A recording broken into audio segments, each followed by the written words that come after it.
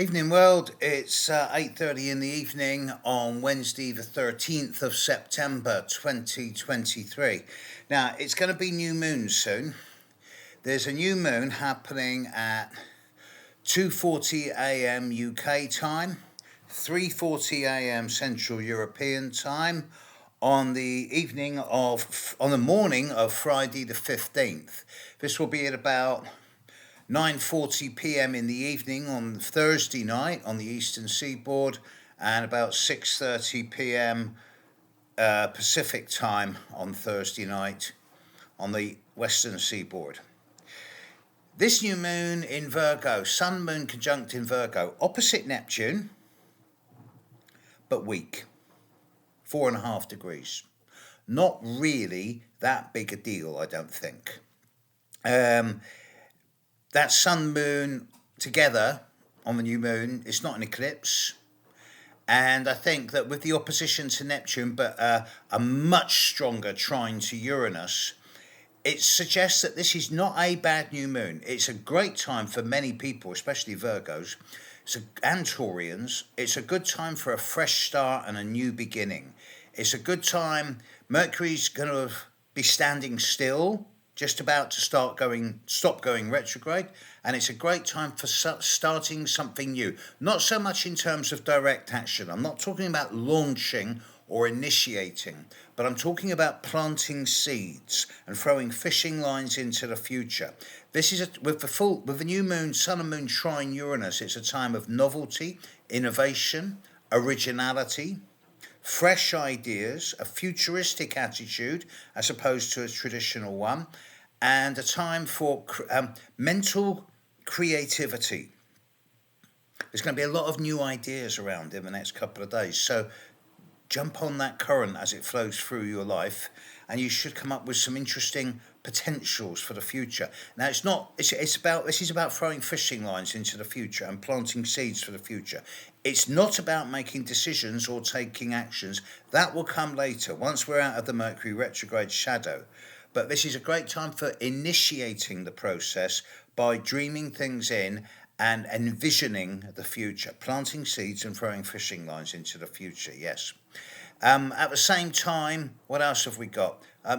Venus is now just beginning to inch forward. Venus has been standing still for a couple of weeks, square Jupiter.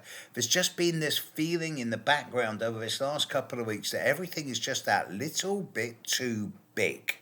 It's all a bit larger than life and over the top, and there's just that element of sort of leonine drama about things, which is, it's not negative, it's just a little bit much. This is going to finally start dissipating in this next few days because Venus is just beginning to pick up speed. And actually, if you're up at the right time, you do get a pretty good light show at the moment. If you're awake in the evening and you've got a clear sky to the south and to the east, about an hour or two after sunset, when it's well dark, you look due south, you will see Saturn, although due north if you're in the southern hemisphere, you will see Saturn. It's relatively bright for Saturn, and it's in a part of the sky where there's no other stars close to it, so it's not, you won't mistake it, because remember, stars twinkle, planets don't. So when you look due south at around 10 p.m., 10:30 p.m., and you'll see this star a reasonable elevation, and it's not a star, it's Saturn. And if you've got a good telescope and you can hold it steady, you will see the rings. Thing is, at the same time, 10, 11 o'clock at night, if you look to the east, due east, you will see Jupiter, and it's big. It's bright. And to see Jupiter and Saturn at the same time in the sky at night it's lovely. But it gets better than this. I noticed this the other day for the first time in a year, and I was well pleased and well surprised. If you happen to be up early in the morning, an hour or two, an hour and a half before sunrise, maybe a half an hour before dawn, and you've got a clear view to the east, you will see Venus, even brighter than Jupiter. Venus is now becoming the morning star, and it's getting higher and higher each day, and brighter. But that's not all.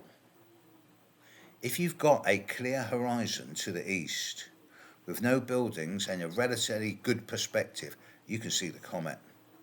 There's a comet out there, and it's only going to be around for about a week, and it's visible for about half an hour before dawn, further north than Venus. So it's to the northeast, in between the east point and the northeast point, so east northeast. And what's really unusual about this comet, it's heading down, the tail shoots up into the sky. The tail is green. It's nice to see. So yeah, quite a spectacular light show in the sky. And whilst I'm remembering, big thank you to all those people who saw my lecture on ISAR last night.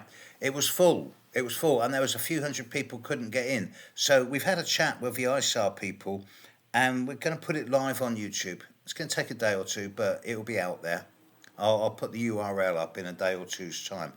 And it never rains, but it pours. For those of you in the southern hemisphere who were asleep by the time I did that lecture last night, I've got a special tomorrow morning.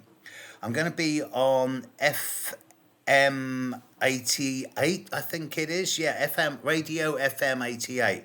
But it's not just a radio show, it's a simulcast. So we're going on radio at FM 88, and this is going to be at 10 a.m. UK time, which will be about 7 p.m. Melbourne time. And it's going out on radio, FM 88 in Australia, to Australia, New Zealand, Canada, USA, Singapore, India, anywhere it can pick it up. But it's also going out as not only as an audio feed, but as a video show on Facebook and YouTube on FM 88 Australia.